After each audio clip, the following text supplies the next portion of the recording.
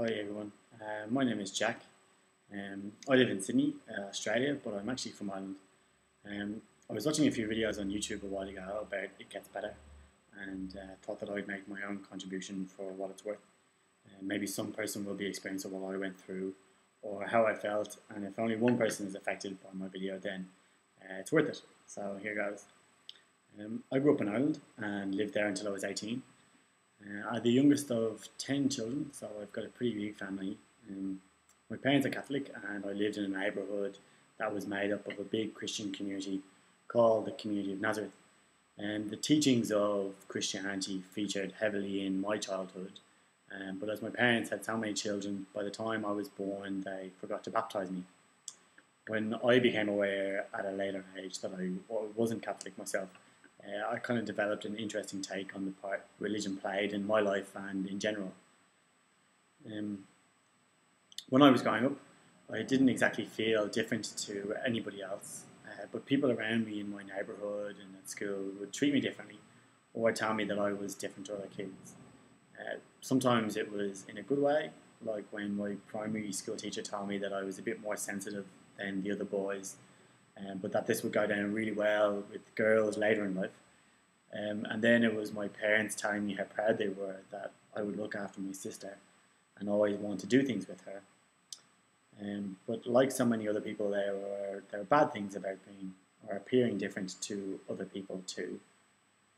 The comments about being sensitive quickly became comments about being girly, which then became comments about being gay and being a faggot and being queer.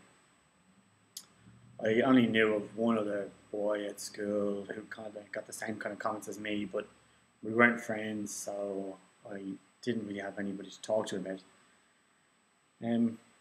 I don't really know how serious it was in comparison to other people's experiences, but I know that it made me extremely conscious of who I was, and made me conscious of every single thing that I did. I became so concerned that something I was doing was telling other people that I was, gay, but I had no idea what it was. I played sport with everyone else, and I was pretty bloody good at it too. I knew that I got on with girls at school better than the boys, but I never really understood why the lads were always trying to appear better than each other by bullying kids. So I just stayed out of it. But over time, and not knowing why I was being picked on, it became really hard at school. I was probably 14 when it was at its worst. I tried to ignore it at school, and focus on working hard at my subjects and getting good grades. At home, with so many older brothers and sisters in a small house, it was hard to be noticed, especially as I was the youngest.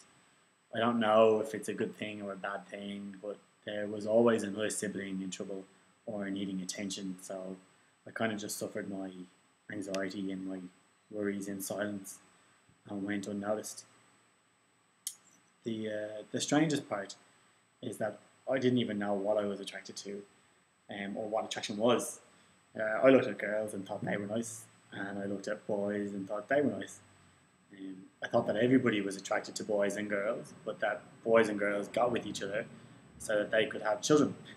Ireland was a really conservative country in the 80s and the 90s, and there was no mention of anything gay or any reference to anything gay on the TV or the radio. The internet hadn't really hit my part of the world. When I started hearing about this thing called gay at school, I thought it was for ugly men who couldn't find women, and that the ugly men would get with each other, and that's what being gay was. I thought that for a while, and it didn't really help my self-confidence when others would then, tell me that I was gay. I was really confused, and I started feeling really bad about it. I thought that if I didn't appear to others as gay, then maybe they'd stop hassling me, but I had no idea what it was about me. And so I just started picking on other kids in front of the boys. I'd join in when they were calling someone gay or queer or faggot. At the time, it kind of made sense to me that if others saw me being hard on gays, then it meant I wasn't gay. Luckily for me and for others at my school, that didn't last long. I knew that what I was doing was bad, so I stopped it pretty quickly. And then it kind of disappeared for a while. I made a small group of friends at school, but never could talk to them because I wasn't sure what was going on for me.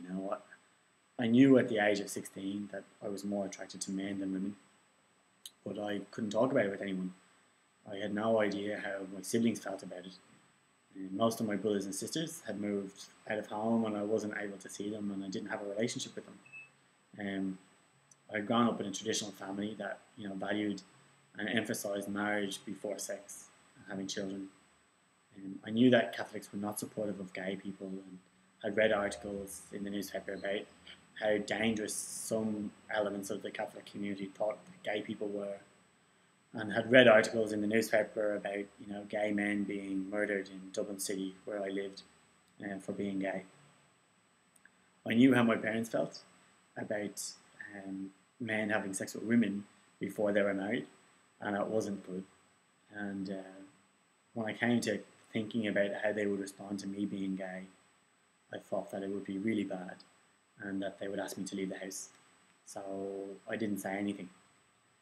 And I wanted it to end. And the worst thing, about not talking about it with anyone is that you go over and over it in your own head and it starts to infiltrate everything you think about. The idea of like a career or going to university became so unimportant to me, and it got to the point where it felt like the word gay was permanently in my view wherever I looked. And when I was 17, I was very lucky and left Ireland for a couple of weeks over summer to go to Germany. Being away from my family and people at school gave me time to think without being confronted with all the usual shit. And I felt good. Nobody knew who I was or where I came from. And during that trip, I decided that as soon as I was 18, I was going to leave Ireland. I needed to get away from the Irish mentality and the kind of homophobic culture and the closed-mindedness and, being taunted and abused at school and in my neighbourhood. And just, the religiosity and conservatism of my neighbourhood and my family history. And so I started working, harder than ever at school and at my job to get good grades and money to piss off. As soon as I turned 18, I bought a ticket around the world and headed off. I landed in Australia after about 4 months, and 9 years later I'm still here. Being away from home, made it so much easier to be who I wanted to be. I wasn't tied to any preconceptions of who I was. Nobody knew about my school days, about my family or my friends. But I was still scared, having grown up in such a conservative country for 18 years. And that's something that doesn't go away easily. It took 2 years until I felt comfortable enough to act on my feelings. I kissed my first man at the age of 20, and met his friends, pretty soon after that.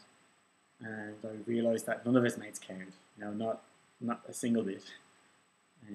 I came out to my best friend at 21, and then to my closest sister at 22. And in 2008, I told my parents. I stressed and I worried about telling my family for years and years. I only felt that I could tell them when I was, stable in my life in Australia, and that took time.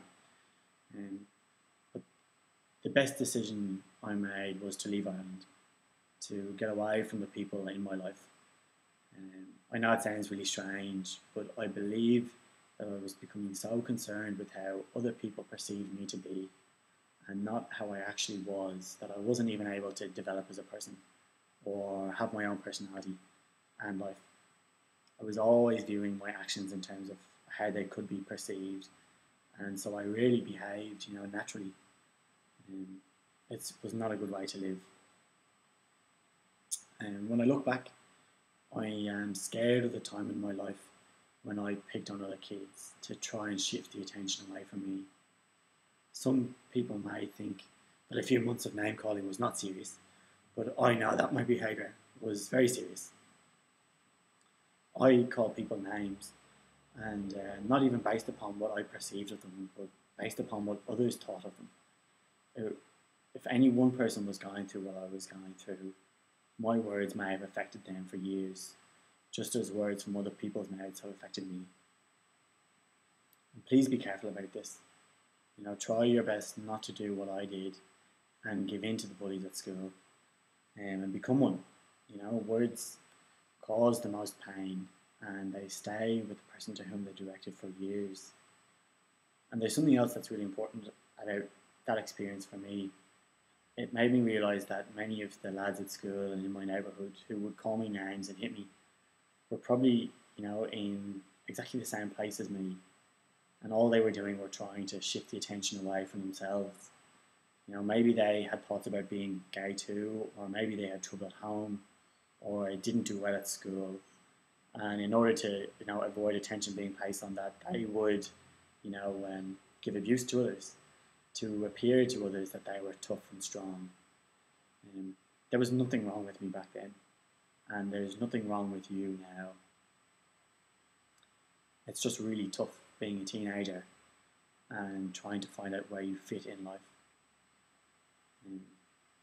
If you're at a stage in life where you think you may be gay or queer, or that you're attracted to men in women's clothes or women in men's clothes, or if you think you're in the wrong body and people are giving you crap about it or abusing you at school or at home, and you think it's too much for you, that you've had enough and that you want out, then my advice to you is to think about moving away from where you live, your family, your neighbourhood and your surroundings. Give yourself the chance to be who you are, because the best thing about getting away from those ties is that you'll find you're a beautiful person. And when you're not always thinking about yourself, you'll find that other people think you are a beautiful person too. And you'll find so many people who are like you, and many others who are not, but who don't care what you're attracted to, or how you dress, or what music you listen to. I have so many wonderful friends now who love me for who I am, and it's the best thing. Not only that, but the strength that I was able to muster up over the years away from home has made it so much easier to be myself and to have shared, with my family and parents who I am. It gets so much better. Life is amazing and the world is amazing and people are different, and it has to be the single most amazing thing about humanity that for every person in the world there is a different sexuality, and no two people will ever have the same sexualities and like exactly the same things. The words gay, straight, bisexual, transgender, transsexual, or whatever, they don't cover the whole range of sexuality. So don't be afraid if you don't fit the mold. Try not to worry about being different. As I've experienced life, I've figured out that being different from others is exactly the thing that is attractive about other people. I don't want to be like everybody else, and I found that my friends and workmates don't want me to be like everybody else. It's your difference which sets you apart. So just figure out how you can be different without being hurt. And if that means leaving home, then do it. Just make sure that somebody, a friend or a family member, knows where you're going. I told my family that I was going travelling around the world and would be back in a year, when really I was just getting out of Ireland and I was going to stay away for as long as I could. And you'll find so much support when you take that step. It sounds scary, but it's easy to do, and it doesn't cost a lot. You'll find a new and interesting life quickly, and you'll develop friends where you go. I know this because I did it. So if anybody's watching this and wants to contact me, feel free to send me a message or email me at tipplejohn@hotmail.com. That's tipplejohn@hotmail.com, and I'll get in touch with you. And if you want to talk about how you're feeling or what you could do. Thanks a million for watching, and remember, it gets better, so much better, and life is great.